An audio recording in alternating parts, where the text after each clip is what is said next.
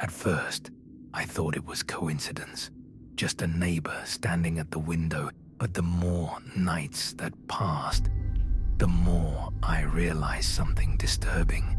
The light in their house was always on, and every time I looked outside, they were already looking at me. Neighborhoods are supposed to feel safe. Quiet streets, familiar houses, people you wave to when you pull into the driveway. But sometimes, the person living closest to you is the one you should worry about most. These are nightmares of the neighbor. Nightmare 1. I first noticed him about 2 weeks after I moved into my house. The neighborhood was quiet, the kind of place where nothing ever really happened. Mostly older homes, small yards, and long stretches of silence at night. At first, I liked that. After living in apartments for years, having my own place felt peaceful. Across the backyard from my kitchen window was another house, a small one-story place with faded siding and a single kitchen window facing mine. Most nights, when I walked into my kitchen, the man who lived there would be standing in his. At the time, it didn't seem strange. Neighbors see each other all the time. Sometimes he looked like he was washing dishes. Other times, it seemed like he was just leaning against the counter. But the longer I lived there, the more something about it started to bother me, because every time I noticed him, he was standing in the exact same place, facing toward my house, completely still. Sometimes I would be in the kitchen for several minutes at a time, opening the fridge, making coffee, scrolling through my phone, and when I looked back up at the window again, he was still there, not moving, just watching. I started closing the blinds at night, not completely, just enough so I couldn't see him anymore. But even then, I had this strange feeling that he was still there on the other side of the glass. The night that really unsettled me happened about a month after I moved in. I stepped outside to take the trash to the bin near the driveway. It was late, probably around 11. The street was completely quiet. No cars, no lights in the other houses.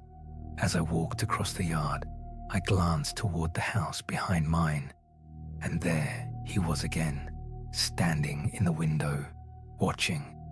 But this time, something felt different, because the kitchen lights inside his house were off. The room behind him was completely dark. He was just a silhouette standing in the window frame. I stood there for a moment, trying to figure out what I was actually looking at. And when I looked closer, I realized something that made my stomach drop. The figure in the window hadn't moved once. Not when I stepped outside, not when I stopped in the yard, not even when I stared directly at him. He was perfectly still. The next morning, I mentioned it to another neighbor while we were both getting our mail. I joked about the guy who seemed to spend every night standing in his kitchen window. She looked confused. Then she said something that made the entire situation feel wrong. The man who lived in that house had moved out weeks earlier. The house had been empty ever since. If that story made you uncomfortable, the next one is worse. Because in this case, the neighbor wasn't just watching. He was learning. Nightmare 2. When my family and I moved into our new house, the neighborhood seemed perfect. Quiet street, well-kept yards, kids riding bikes up and down the block in the evenings. It felt like the kind of place where people knew each other. The man who lived next door introduced himself the day we moved in. His name was Dale. He seemed normal enough, friendly even, a little quiet, but polite. He told us he'd lived there for almost 10 years and said if we ever needed help with anything, We could just knock on his door. For the first few weeks, nothing about him stood out. Sometimes I'd see him mowing his lawn. Sometimes he'd wave when we pulled into the driveway. Everything about him felt ordinary. Then, one afternoon, my 8-year-old son mentioned something strange. We were sitting at the dinner table when he casually said the neighbor talked to him through the fence sometimes. At first, I didn't think much of it. Neighbors talk. But the next time he mentioned it, the conversation sounded a little different. He said Dale had been asking him questions about our routine. What time his mom left for work, what time I usually got home, whether anyone stayed home during the day. The questions made me uncomfortable. Still, I tried not to jump to conclusions. Maybe he was just making conversation. A few days later, I came home earlier than usual. As I walked into the backyard, I heard voices. My son was outside near the fence, and Dale was standing on the other side, talking to him again. But the moment Dale noticed me watching, he stopped talking, just turned and walked back toward his house. No explanation, no goodbye. That night, I told my wife about it. We both agreed to keep a closer eye on things. A week later, I was repairing a loose board on the fence. When I pulled one of the planks away, I noticed something strange. 3 small holes had been drilled through the wood, perfectly round, perfectly placed, all facing directly into our yard. Someone had been watching our backyard through the fence, and the holes were positioned exactly where someone could stand in Dale's yard and look straight into our kitchen window. We called the police the next day. When they searched Dale's house, they found multiple cameras set up inside his bedroom, all pointed toward our property, and hours of recorded footage. But the final story tonight is the one that still makes me uncomfortable to think about. Because the family involved didn't just discover their neighbor was watching them. They discovered he had been inside their house. Nightmare 3. My wife and I had lived in our neighborhood for almost 5 years. It was the kind of place where everyone knew each other. People waved when you drove past.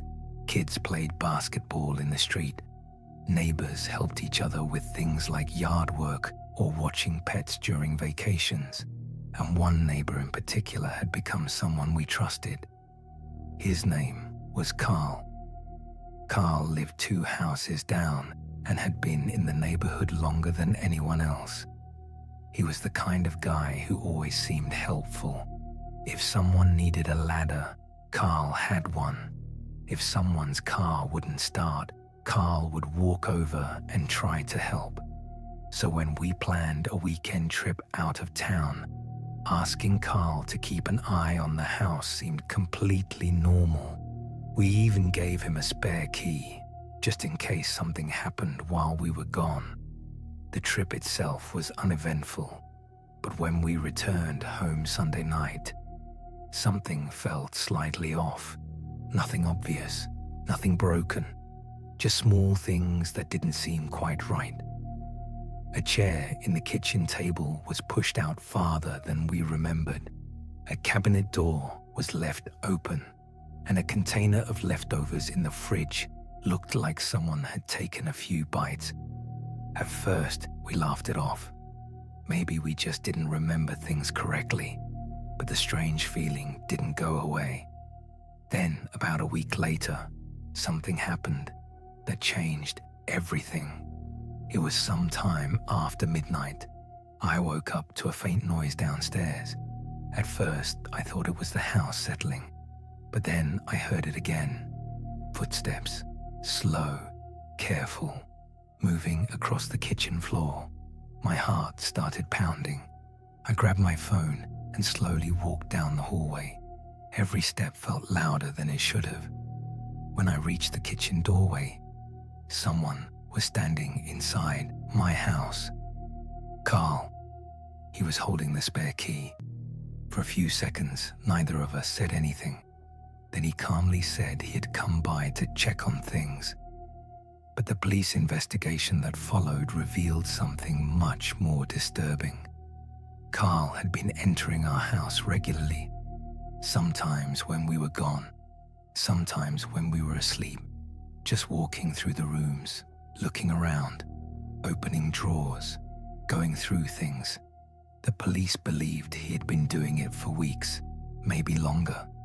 We moved out less than a month later, because once you know someone has been inside your house when they weren't supposed to be, you never feel safe there again.